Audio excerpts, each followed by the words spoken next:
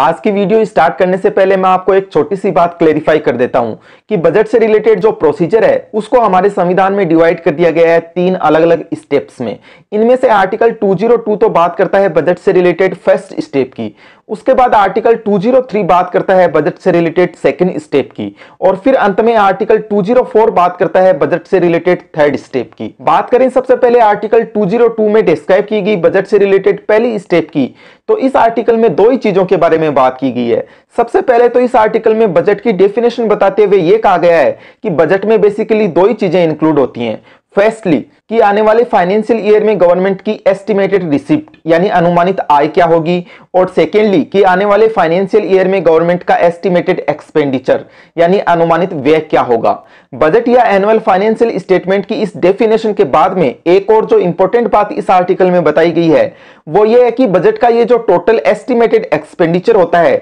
इसको दो अलग अलग कैटेगरीज में दर्शाया जाता है कि वह तो कौन सा एक्सपेंडिचर है जो कि expenditure charge upon consolidated fund of state की कैटेगरी से रिलेटेड है, और वो कौन सा एक्सपेंडिचर है जो कि other expenditure made from consolidated fund of state की कैटेगरी से रिलेटेड है। इस तरह से बजट का जो एस्टिमेटेड एक्सपेंडिचर था उसको इन दो कैटेगरीज में डिवाइड करने के साथ ही आर्टिकल 202 में बजट की जो फर्स्ट स्टेप डिस्क्राइब की गई है वो तो हो गई है कंप्लीट। अब इस पर्टिकुलर पॉइंट के बाद में इन दो तरह के एक्सपेंडिचर से रिलेटेड आगे क्या प्रोसीजर होगी अलग अलग, इसका जवाब दिया गया है अगले आर्टिकल में यानी आर्टिकल 203 में। आर्टिकल 203 के प्रोविजंस के मुताबिक expenditure charged upon consolidated fund of state की कैटेगरी से रिलेटेड जो एक्सपेंडिचर हैं उसके संबंध में तो राज्य विधानमंडल में केवल डिस्कशन ही होगा और इसके अलावा कुछ भी नहीं होगा, जबकि जो other expenditure made from consolidated fund of state की कैटेगरी से रिलेटेड एक्सपेंडिचर हैं उसके संबंध में पहले तो राज्य विधानमंडल में डिस्कशन होगा और उसके बाद में उस एस्टिमेटेड एक्सपेंडिचर को विधानसभा में सबमिट किया जाएगा डिमांड्स फॉर ग्रांट्स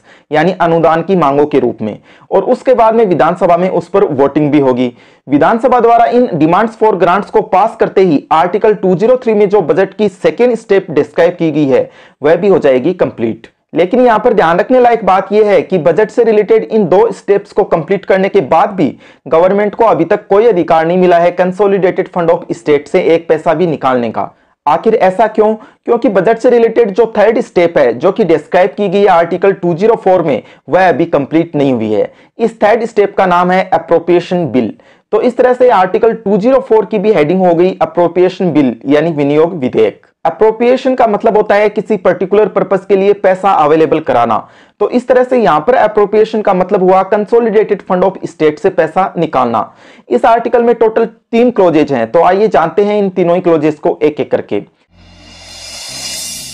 क्लोज 1 के प्रोविजंस के मुताबिक ये जो डिमांड्स फॉर ग्रांट्स थी ये विधानसभा से पास होते ही इन सारी की सारी ग्रांट्स को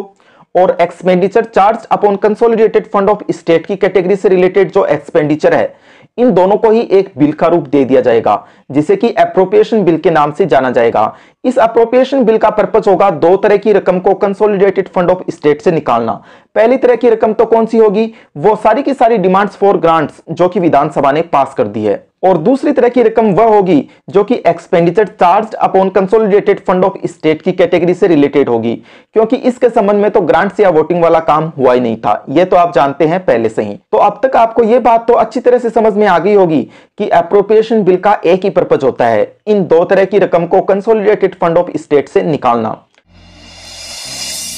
क्लोज 2 में इस बारे में बात की गई है कि ग्रांट्स या अनुदान में जो रकम दर्शाई गई थी क्या अप्रोप्रिएशन बिल पेश करते समय इसमें कोई चेंज किया जा सकता है? तो इसका जवाब है जी नहीं। तो इस तरह से क्लोज 2 के प्रोविजंस के मुताबिक ग्रांट्स या अनुदान में जो अमाउंट दर्शाई गई थी ना तो उस अमाउंट के संबंध में अप्रोप्रिएशन बिल में चेंज किया जा सकता है और ना ही उस ग्रांट या अनुदान के डेस्टिनेशन को अप्रोप्रिएशन बिल पेश करते समय चेंज किया जा सकता है। और बिल्कुल इसी तरह से expenditure charged upon consolidated fund of state की कैटेगरी से रिलेटेड जो एक्सपेंडिचर है उसके अमाउंट को भी अप्रोप्रिएशन बिल पेश करते समय चेंज नहीं किया जा सकता। कहने का मतलब कि इस तरह का कोई भी अमेंडमेंट अगर अप्रोप्रिएशन बिल में लाने की कोशिश की जाती है तो वह अमेंडमेंट एडमिसिबल नहीं होगा। अब अगला सवाल यहां पर यह बनता है कि यह कौन डिसाइड करेगा कि कौन सा अमेंडमेंट एडमिसिबल होगा और कौन सा अमेंडमेंट एडमिसिबल नहीं होगा? तो इसका जवाब यह है कि यह सब कुछ डिसाइड करने का अधिकार होगा प्रेजाइडिंग ऑफिसर के पास, यानी उस व्यक्ति के पास जो कि सदन की अध्यक्षता कर रहा है।